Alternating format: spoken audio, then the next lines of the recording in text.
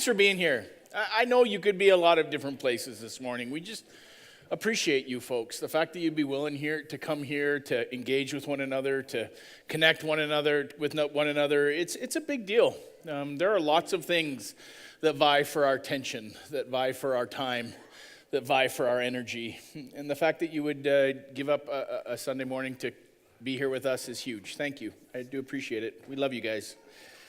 You know, the other day, I was looking for a specific photo from the past, and then I started down this kind of like 5-hour journey into old photos. How many of you have spent some time every once in a while where you get sucked into photos from the past? Man, I made me kind of nostalgic. Got a little weepy a few different times. Pictures of my kids when they were small and acted like little versions of overly drunk people, right? Where they're just kind of like you got to help them up, and they're wobbling, and they're like messing their drawers, and they're puking all over the place. The good old days, right?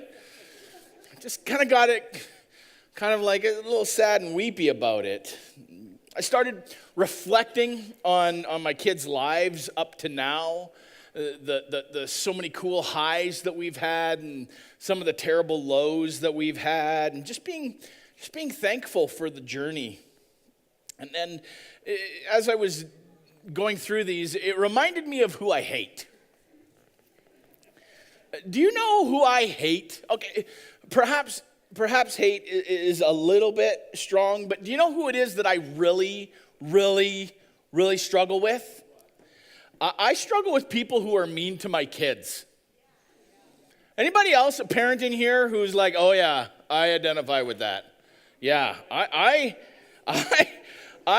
perhaps hate is too strong a word, but I really, really, really don't like them. I don't like them at all. People who don't treat my kids the way that I think they should be treated. Perhaps I'm a little biased, but I really, really love my kids. And so those who don't love my kids, I really, really struggle with those people. And if you have kids, then you know the kind of people that I'm talking about. Maybe for you it was the coach that didn't like put your kid in very often because they're always putting their kid in for more time than your kid, and so your kid got the short end of the straw. Or maybe perhaps it was the teacher that your kid never really connected with, and so they didn't really click, and so as a result of that, your kid didn't want to go to school, right? And so you didn't really like that teacher very much. It was a hard time actually thinking anything of that teacher. Or maybe you're a teacher and you hate parents for sending you that kid. I don't know who that is, but if you're out there, sometimes I'm a little bit embarrassed to say, but I would even struggle with not hating the kids who treated my kids badly, right? Where it was like maybe that little 8-year-old bully who just throws his weight around and knocks my kid off of things, that little nasty girl who looks so cute, but then behind your daughter's back spews nothing but lies and hate and gossip. And as a parent, you find yourself struggling not to hate the cute little girl in the pink dress with pigtails, but you do. It's just, I don't know, it's just something about being a parent. I think if you are mean to my kid, or even perhaps a little indignant, or maybe even indifferent towards them, or maybe even apathetic towards my kid, like watching the schoolyard pick, right? And you watch everybody else's kid get picked, and your kid isn't picked to the end, your kid isn't chosen, your kid isn't appreciated, your kid isn't accepted for who it is that they are. And oh man, that really chaps my chubby little sits bones. It makes me angry. And it doesn't matter, to be honest, how nice you are to me after you have treated my kid like that. If you are like talking to me face to face and I know how it is that you've just treated my kid, I struggle to relate to you. It wouldn't matter if you gave me money. It wouldn't matter if you bought me gifts. It wouldn't matter if you decided that you were going to clean my house. It wouldn't matter because if you were mean or indifferent to my kids, man. And it wouldn't matter, as I reflected a little bit more, it wouldn't matter if you read stories about me. It wouldn't matter if you asked me for stuff and thanked me when I gave it to you. It wouldn't matter if you gave me money, if you bought me gifts. It wouldn't matter if you sang praises to my name. Wouldn't matter if you sang praises to my holy name. Some of you may be tracking with me now. Some of you. See, as you probably caught on, I also wonder if maybe God feels the same way about his kids. That perhaps that is why he wanted us to know and understand that verse that says, will you just love your neighbor as yourself? Will you do that? And many of us know this statement, love your neighbor as yourself, and we think, oh man, that is a good rule. That is a good thing to live by. But it becomes a lot harder to live out when you're faced with people. You know, those people. Not my neighbor, but those people, right? Those unhappy people that you come in contact with, those impolite people that you come in contact with, the unkind people, the impatient people, yeah, love my neighbor, sure, I get that. But those people, struggle with them. Love my neighbor, yeah, sure, but who's my neighbor? People. You're right. Yeah, and I think we already know the answer to this question. What if those people were your neighbor too? What if those people were God's children too? See, Jesus communicated this when some religious people were really kind of like trying to figure out how it is that they could get out of loving those people. And so they kind of asked Jesus, you know, who is my neighbor? Who am I supposed to actually love on? Hoping that loving my neighbor didn't mean those people. And Jesus does this really cool thing where he just replies with a story. I love that about him. He says this, a Jewish man was traveling. So there's this Jewish guy who's going on a journey down from Jerusalem to Jericho, and he was attacked by bandits. And they beat him up. They stripped his clothes off him, so he's like naked on the street. It's kind of awkward, isn't it? Stripped him of his clothes, beat him up, left him half dead beside the highway. And by chance, a Jewish priest came along. But when he saw the man lying there, he actually crossed to the other side of the road and passed him by. And then another Jewish temple assistant came by, walked over and looked at him lying there, but he also passed by on the other side. And then a despised Samaritan came along. These were the people that the Jewish people did not like. They were like, they kind of like separated in their belief systems, and they had different kind of religious context, and Jewish people hated Samaritans. And anyways, the Samaritan came along. And when he saw the man, he felt compassion for him.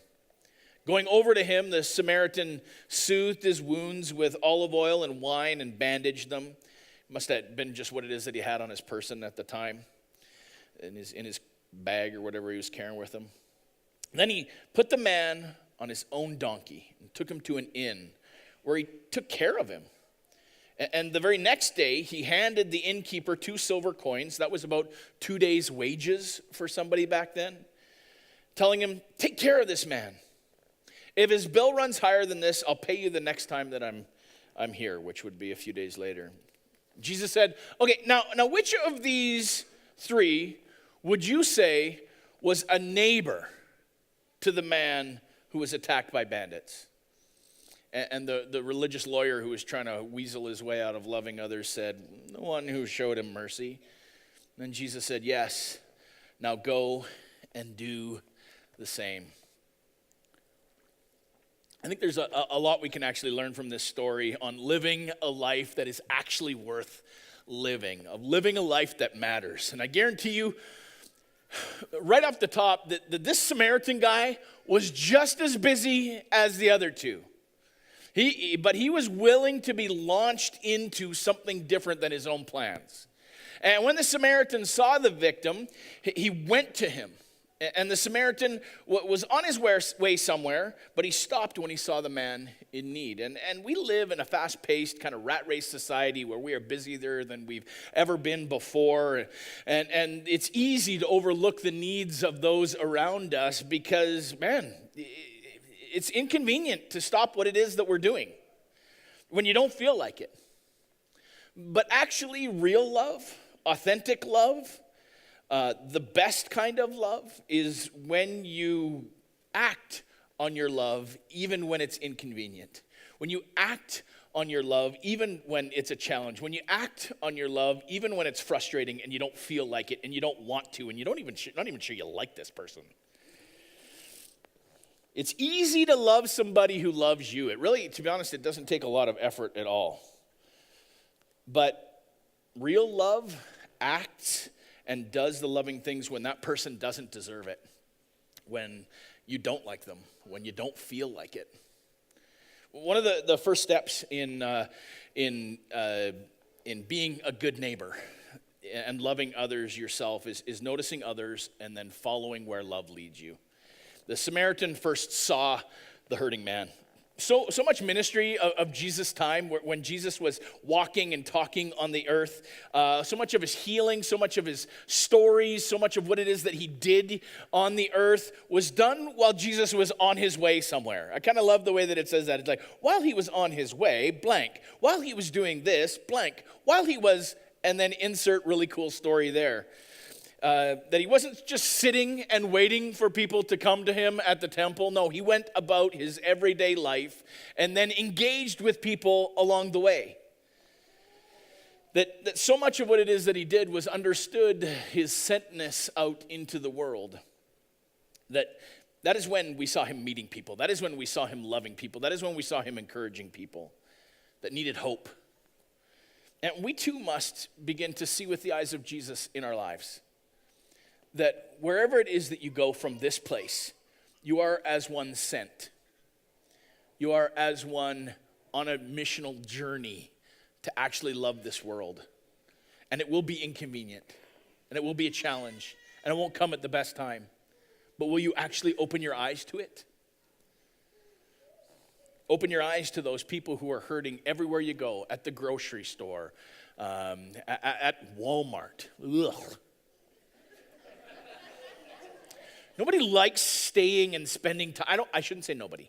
Only weirdos like staying and spending time in Walmart for long periods of time. Sometimes I like to go to People Watch, I will admit. But there's something about Walmart where I just want to get in and get out as fast as I possibly can.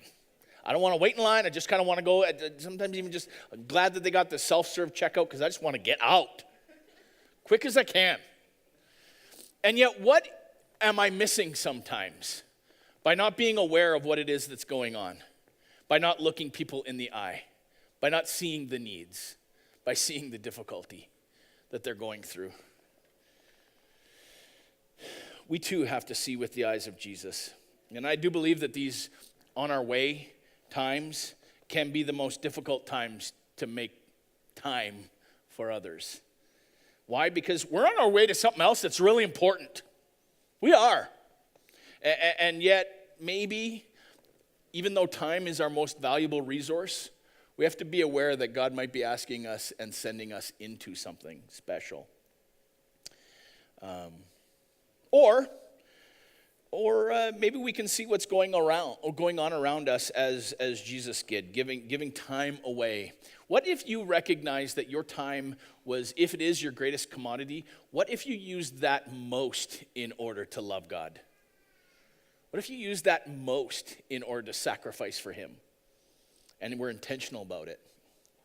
And I get it, this is tough. We live in a broken world, and if we open our eyes to what it is that is around us, we're going to see a lot of need. We're going to see a lot of difficulty. We're going to see a lot of trouble and lots of places. And so it's easier to just kind of put on blinders to it, to kind of get that apathetic paralysis, which is so easy to slide into our lives, where we're like, well, if I can't do everything that I want to do, I can just do nothing.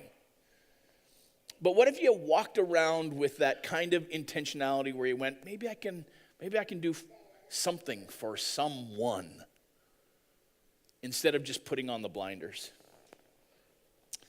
And so the struggle is sometimes, how do you know what you should do, though?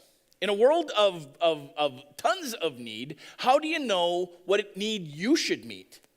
And that's why what it is that we said last week is so very important, that you actually have to follow Jesus into him. You have to actually talk to Jesus about it. That you actually have to ask him to send you to the people that you are supposed to interact with. Start each day in prayer, where you ask Jesus to lead you into the places that he wants you to go. And then open your eyes and plan to meet needs along the way. Follow Jesus into loving your neighbor. And then join him in meeting needs. That after seeing, there is actually an action step where the fellow had compassion that caused him to walk in to do something about it. The Samaritan met the needs of the guy who was beat up. He responded immediately to help. He didn't postpone it. He actually made time, saw the need, acted right away. We won't be able to solve all the problems of those that we come in contact with, but what if you worked with what you did have? Because that's really all that this guy did, right? He had a little wine in his bag. He had a little olive oil in his bag. He saw that this guy was hurting. He's like, well, I got a little. What I have is yours. I'll try to work with what it is that I've got. And as we interact with the needs of those people around us, what if you just kind of like took the burden off yourself and worked with what it is that you had? Maybe he just needs a little lunch money, and maybe you can afford to skip a lunch. Maybe he just needs a little time. Maybe he just needs an encouraging word. And how much does that cost you, really? Really? What if he needs prayer? I know we live in a society where praying for somebody in public is weird. But what if you were just weird?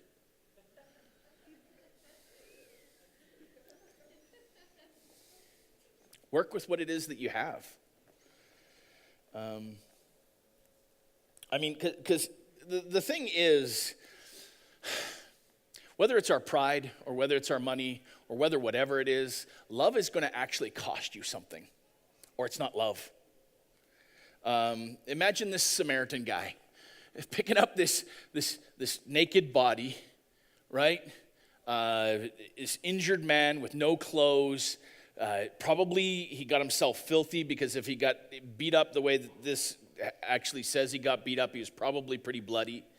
So he got dirty as he hoisted the guy up onto his shoulders as best as he could and flopped him onto his animal, and then had to go and find a place where it is that he could put him up.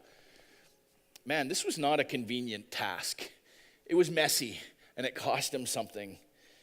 And yet we see him being willing on his way to meet a need. He's willing to be inconvenienced. Most weeks, coming up with a message here, most Sundays, is really a struggle for me. I get easily distracted when I'm in the office. I struggle with dyslexia to begin with, and so getting my words in order on paper is already a difficulty for me. Combine that with being an extroverted people person who likes to be distracted, who likes to be talking with other people, who likes to procrastinate on the things that he's supposed to do. Usually my message doesn't get completed until like 2 o'clock Saturday evenings. Mornings, I guess. So, Sunday morning. Yeah, a few hours ago. But I know this is something that is unhealthy for me. I know that I should get my notes in on Thursday. It's so much easier for everybody else, and so I can get it done by Thursday, because then my day off, which is really my only full day off, is Friday, and I can actually be present with my family, be present with my kids, rather than constantly thinking about what it is that I need to be working on Saturday. And so I try to get it done ahead of time. And this week I was absolutely bound and determined to get my message done by Thursday, because we were going away on Friday. We were heading to Calgary to visit Jody's sister, who we were going to a concert that night. And anyways, I started praying Thursday morning. I'm like, God, lead me into focusing on the task that you have for me. Get my message done. I'm going to go for it.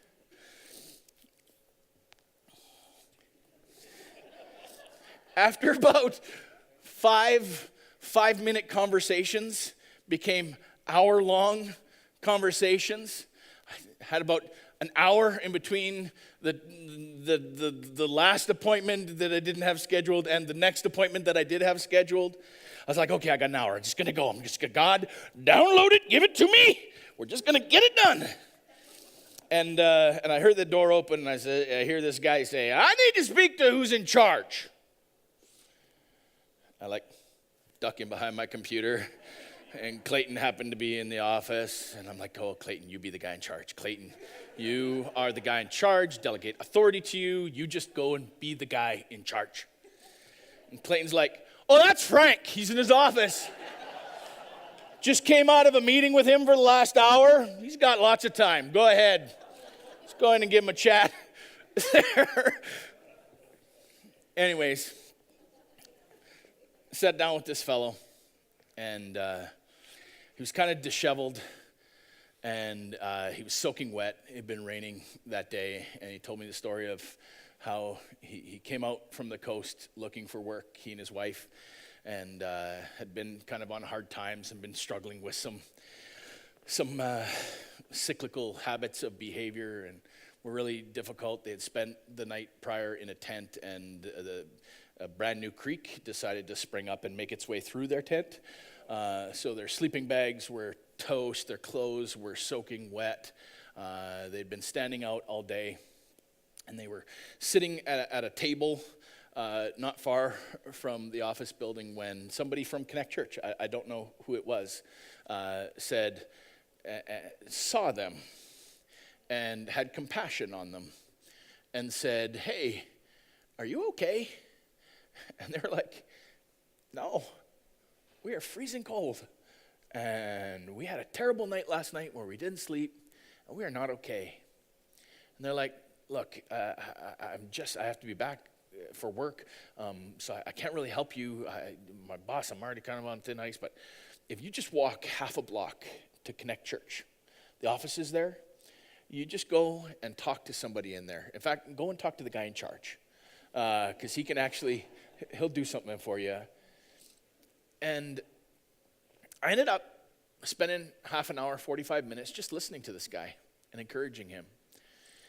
And then we felt like we were supposed to put them up in a hotel for a couple of nights. So Clayton got inconvenienced and had to drive out of his way to make sure that they got to the hotel. And Linda got inconvenienced because she had to go and pay for it because my credit card is all maxed out because we're buying stuff for the parade coming up. And it's like really inconvenienced a lot of different people. And yet I am so thankful that we were inconvenienced. I'm so thankful that I didn't finish my message until 3 a.m. last night. I am. Because I would way rather be inconvenienced with love than stick to a timeline that is of me. I would way rather figure out what God's doing than figure out what it is that I'm doing.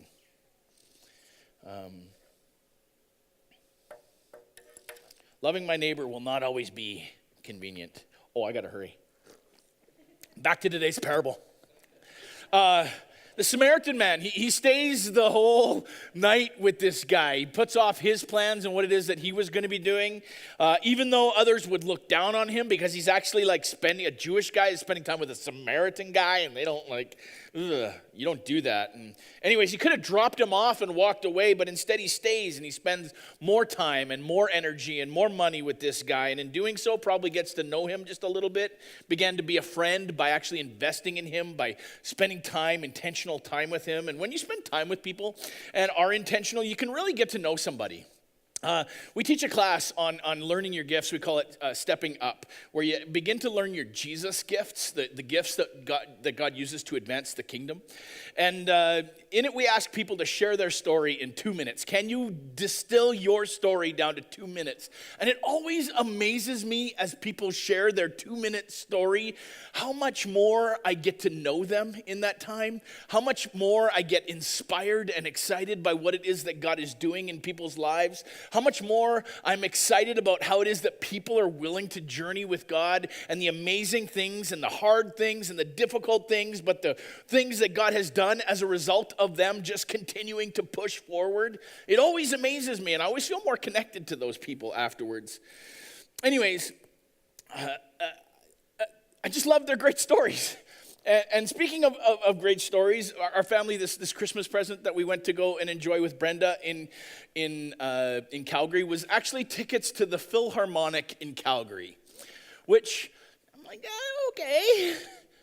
But what was cool was it was actually the Philharmonic Orchestra and the children's choir and a couple of soloists who were performing the score for Lord of the Rings, The Two Towers, and playing the movie above it. So you get to watch the movie and see this grand scale orchestra of like 160 people on the Jubilee Theater stage as this amazing story plays around us. And it was so freaking awesome. But I think my favorite part of the story is near the end, where, and maybe you've seen the movie before. If not, plug your ears. And where have you been?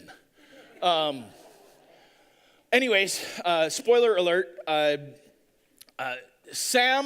Frodo is being wooed to give the ring away, and Sam, who is there to make sure that Frodo completes his task, leaps up and grabs Frodo around the belly and pulls him back down, and Frodo freaks out and pulls out his sword and just is about to stab Sam.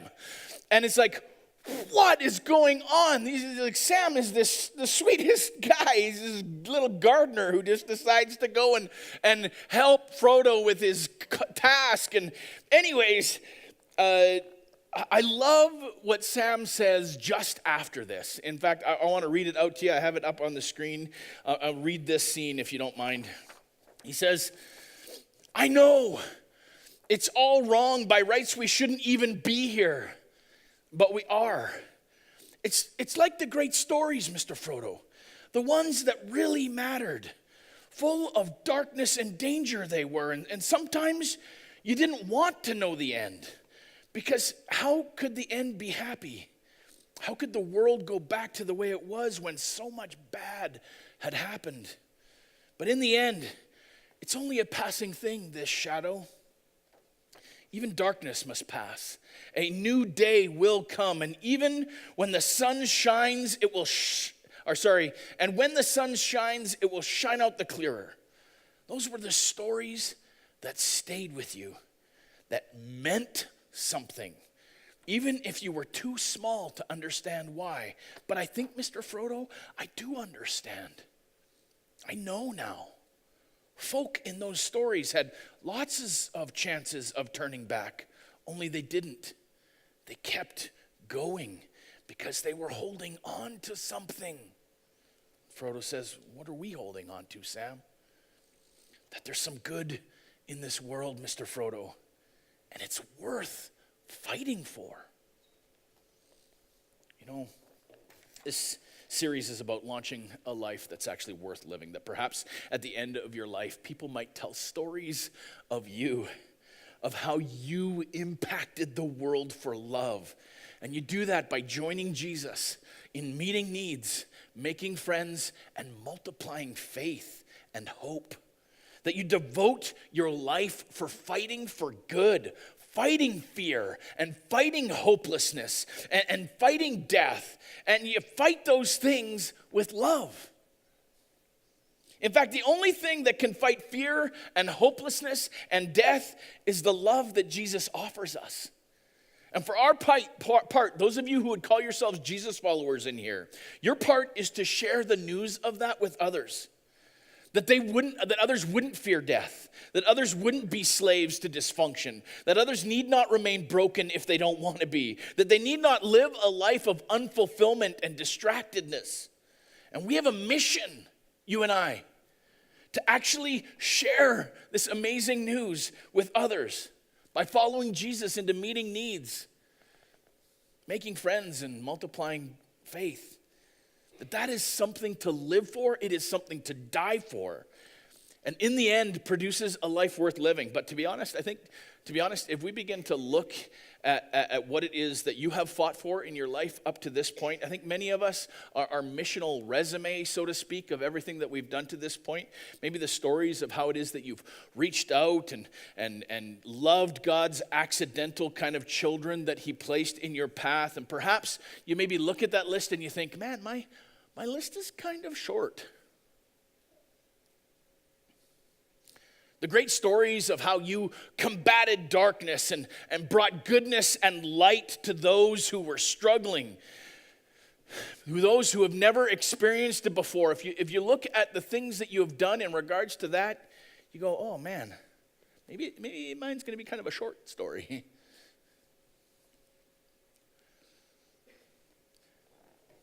Stories where we didn't know that things would, what it is that would happen and how it is that would work out. And we didn't know what it was that it was going to fully cost us. We didn't know where it is that we would have to struggle and be inconvenienced, where we had to rely on something other than ourselves because we just wouldn't be able to do it on our own. Where we had to struggle, where we had to rely on faith and dedicate ourselves to a cause greater than ourselves. Many of our stories have little to do with that kind of sacrifice. But it doesn't have to stay that way. Because at the end of today's parable, Jesus said these words, "Now go and do the same." Go and do the same. Go and be a neighbor to someone that Jesus sends you to. Go and meet their needs. Who is my neighbor is the wrong question. You be a neighbor. To every single child of God that you run into, that you feel God is sending you to.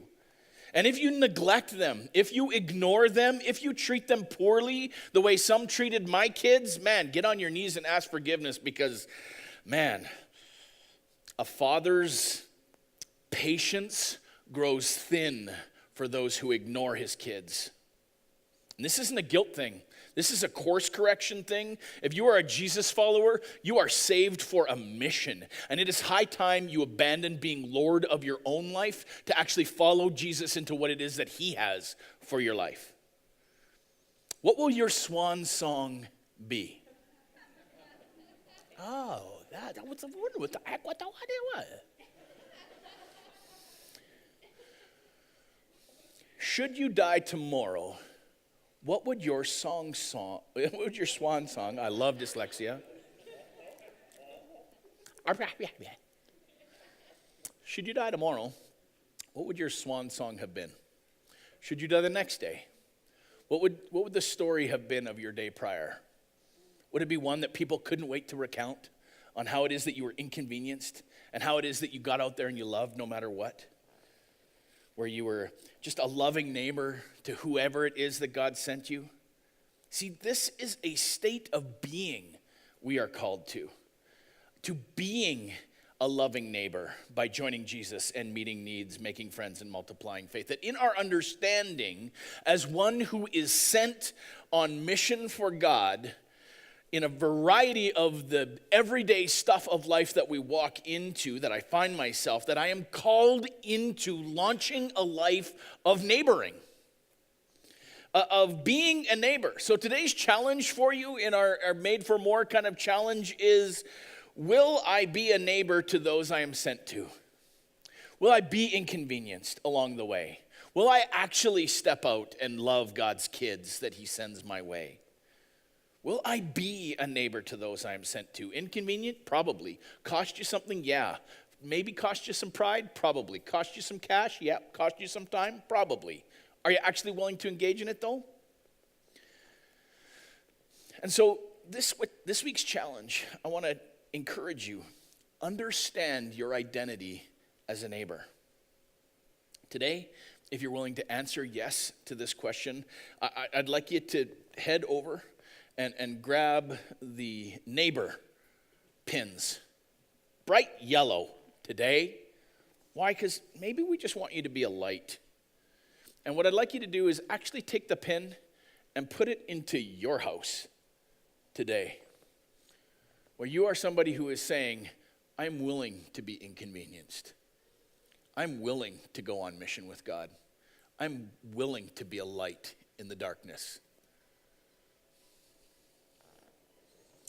Clayton is going to share a little bit more on the rest of what it is that I talked about today. But today, I'm just hoping for a commitment to you to walk into a story that will matter to somebody, to walk into a life of meaning, to walk into something dynamic, a story of love, a story of risk, a story of rejection probably, and pain, and faith as you become a neighbor to God's kids, as you follow Jesus into their lives on a mission from God for love. Let's pray. Lord God, perhaps there are people in here today, maybe even who are struggling with just actually understanding their own identity as a child of God. That maybe they don't even know you as Father, that they're not sure. Perhaps they think that there's something else out there, but they've just never really explored it because you're a polite God and you only go where it is that you're invited. And so maybe there are some people today who want to invite you into your life, into their life. That they don't have it all figured out, but as best as they know, they want to die to themselves. They've tried living life their own way, but they're ready for something different. They're ready to enter into a journey that is exciting and that is maybe more difficult, but way more fulfilling. Maybe as best as they can, they're going to try to get to know that Jesus that came and he lived a perfect life where all he did was love others along the way, where he was joy and peace and kindness, and he walked it out for us in a way where we can learn from him and follow him, where he chose to lay down his life, paying the price for our stupid choices, our dysfunction, our errors, our grossness, the way that we didn't love others, where we were selfish. He paid the price for that.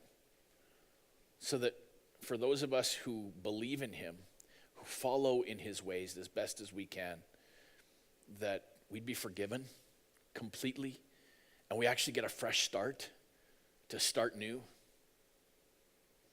Man, if you're there today and you're like ready for a fresh start, right now, will you just raise your hand? Thank you. I see your hand back there. I see your hand up there, over there. I see your hand down here. I see your hand here and over here. Will you just, as best as you can, in your heart, just say, Jesus, I don't really know you, but I want to. Will you make me new? As best as I can, I'm going to try to believe in you. I'm going to try to live a life that abandons my life in order to live for you. Will you just give me a fresh start?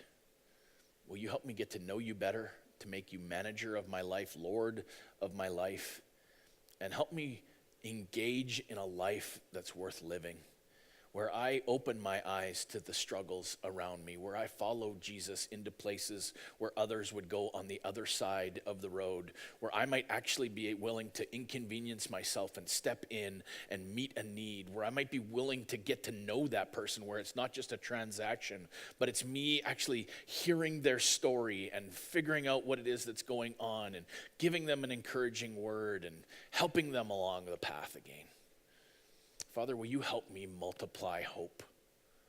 Will you help me multiply a new faith in others. I'm willing to be sent, Lord.